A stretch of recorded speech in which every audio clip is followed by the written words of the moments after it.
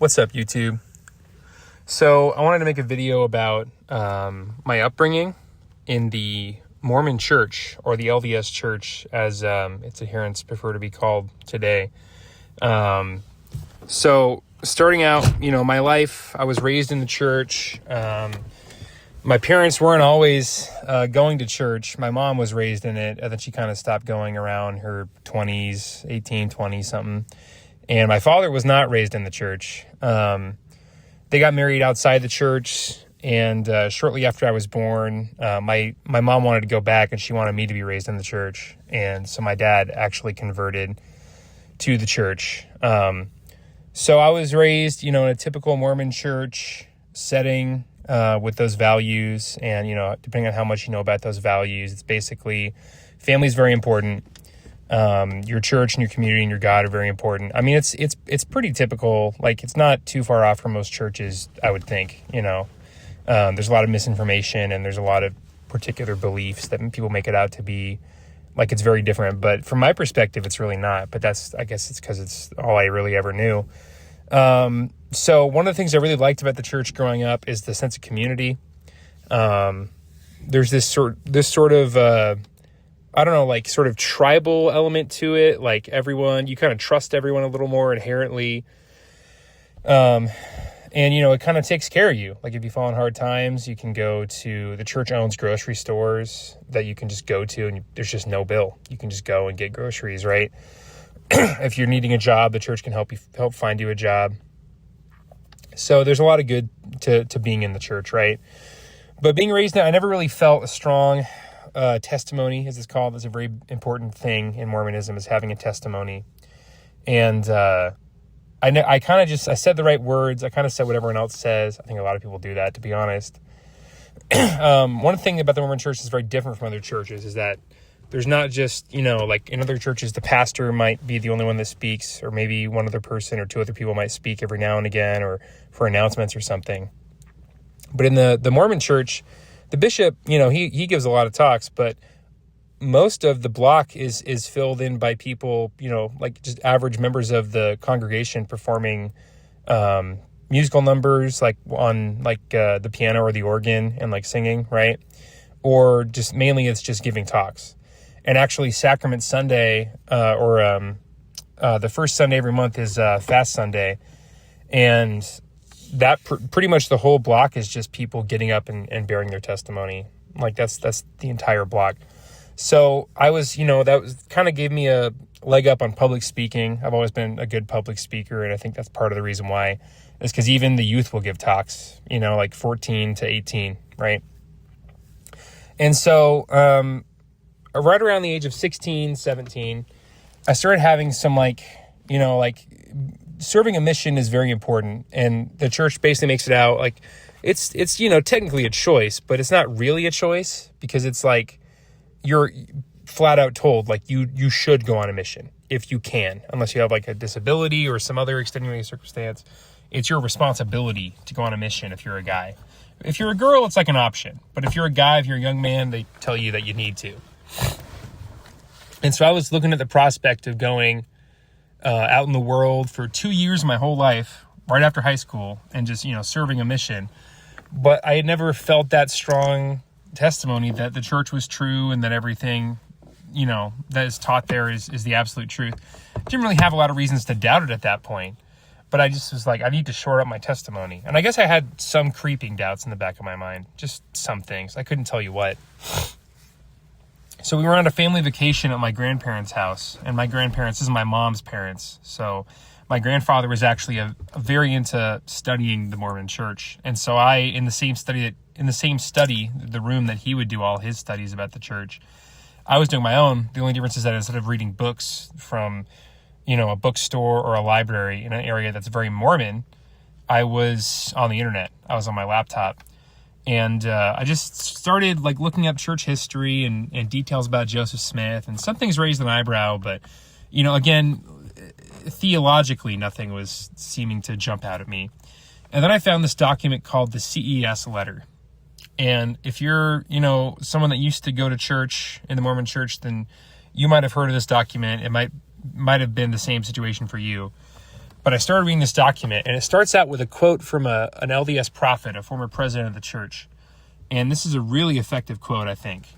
And basically it says, if we have the truth, then no amount of, searching or questioning can harm it.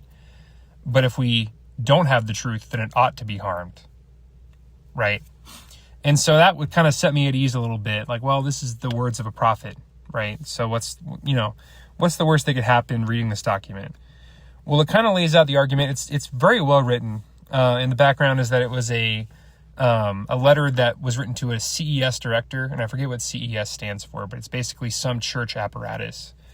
And it was a member that was having doubts and asking questions of church leaders and the bishop and all the missionaries and everyone. And they basically told him, like, look, let's just get all your doubts laid out in the open. So he did. This is his doubts.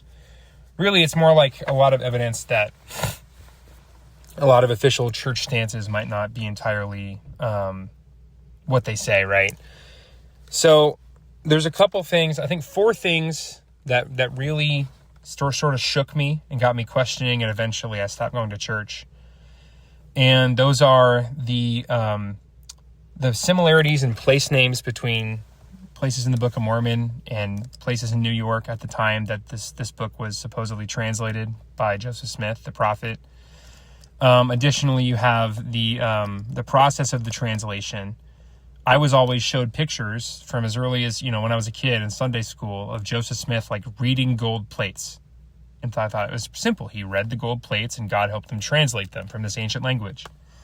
But that's not what happened. In reality, he used these 2 magic or somehow sacred stones called the Urim and Thummim. And he would place these into a top hat, and then he would stick his face into the hat. And then, as he described, as I found out, the words would appear in light inside of the hat. And then someone else behind a veil, behind a cloth on the other side of this cloth in the room, would scribe what he said, right?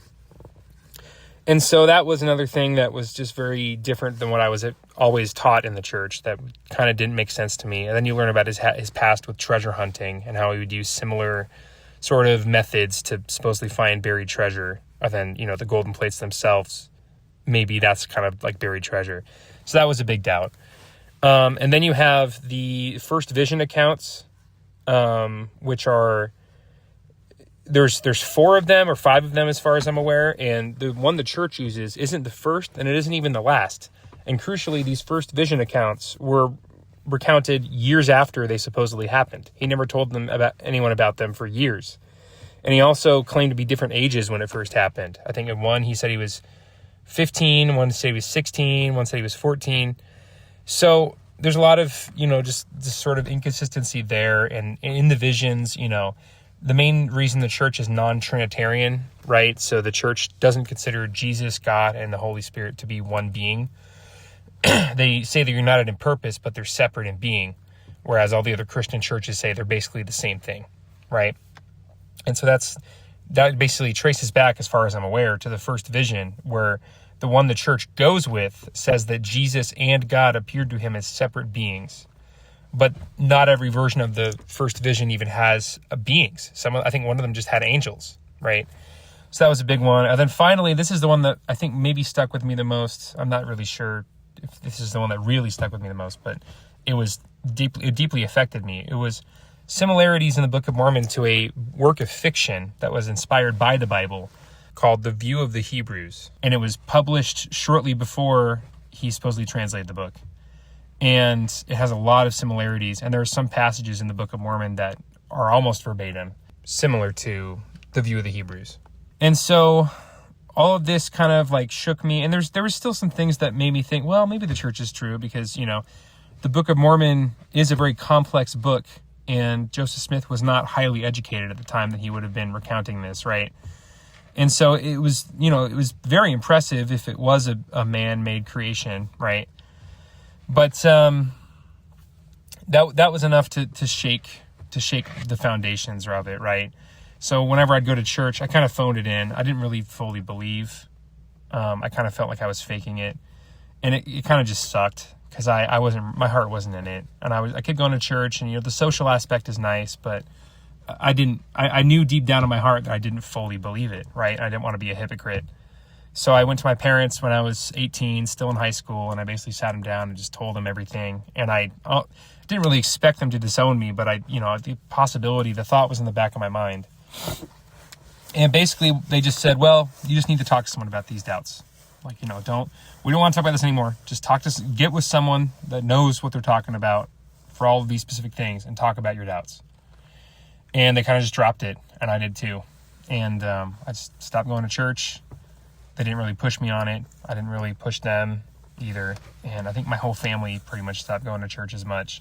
My dad would still try to get my brother to go, and he would still go. But my mom doesn't really go to church that often nowadays. She still fully believes the church, but she's not going. And that was just kind of my background. And then, over the last, however many years, I've gone back maybe a handful of times, just, because why not? But I wouldn't really call myself, I guess technically I'm still registered as a member. Missionaries come by my house every now and again, but I'm not, in the church, right? So that's my background. Now, a lot of the ex-Mormons have this very hostile relationship with the church. A lot of them were wronged, whether that was, perceived or actual, right? A lot of them talk about how the church has done them wrong. And a lot of people, especially the ones that are atheists, seem to have this deep resentment about the church's policies with women and the priesthood and the leadership and their investments and things like that. And that was never a compelling reason for me. It was all about the theology for me, right? Because in the theology, there are all valid reasons why the church would have those policies and do the things it does, right? If you believe that the theology is true, then what the church is doing makes total sense. My biggest foundational issue was always the theology. And I guess Joseph Smith is intertwined with that. And I get the argument that was said in the church quite a bit, which is that, God works through imperfect people, and Joseph Smith was imperfect, right? But then part of me thinks, why would God choose such an imperfect man to be the prophet, right? I don't know. Maybe there's a good reason for it, but just things compounded. And for me, I don't really have a hostile view of the church. I don't have a hostile relationship with the church. I kind of admire a lot of things about the church. I still think it does a lot of good. And I'm kind of sad at the prospect of my kids not growing up in the church, because that was such a big part of my upbringing. And I don't know, it almost seemed growing up in the church, maybe if there's any, current or former, Mormon church members listening to this, they can identify with this a little bit. But I always kind of felt like me being a member of the church was almost like this shield or this invincibility cloak, or not cloak, but invincibility blanket. I was immune from the problems that affected normal people, right? That weren't church members, because we're better in a way, right? We're more upright, we're more moral, we're more, we don't drink, we don't smoke, we don't even drink coffee. We're very, what's the word? Not devout, but we're very disciplined, right? And so that was just a feeling I always had, and I almost felt naked without that in my life for a while after I stopped going to church. I felt like I'm just like everyone else. I'm not, I don't have this special thing about me anymore. I don't have this perceived, at the very least, shield against all these problems that affect the non-righteous people. And that was kind of hard to grapple with for a while, but I found my way. I got married, and my wife, she was never in the church, but I have a lot of the same values that the church instilled in me, and she agrees with those values, and our relationship works really well. But part of me is kind of wondering how my life would have gone if I would have stayed in the church, if I would have just buried my doubts and gone on a mission. Maybe I could have had some cognitive dissonance going on. Maybe things would have been better, and I would have just, had a family and been in the church and got a fancy job because I knew some Mormon guys. But, I love my wife, and I would never want a life that didn't have her in it. So, when I say better, I mean in some ways, right? Not overall. But I do wonder, right? What would have happened? Part of me thinks the most likely thing that would have happened is I would have eventually had these doubts resurface, or I would have, just been constantly just having cognitive dissonance about what I truly believe versus what I say. And that might have caused some heartache, some psychological stress, and maybe maybe it would have been a lot harder to leave if I would have had a family and stayed in the church in that way, and left way later. Now that I'm established, and it's harder to leave once you get more entrenched in it, right? I was 17, 18. I never even went to the temple, so it wasn't as big of a thing for me, right? But I still do wonder. But that's my experience. I don't think it was a bad thing for me growing up. I mean, it was definitely a big deal to not go anymore. But I think overall it was the right choice, most likely. And I still say I believe in God.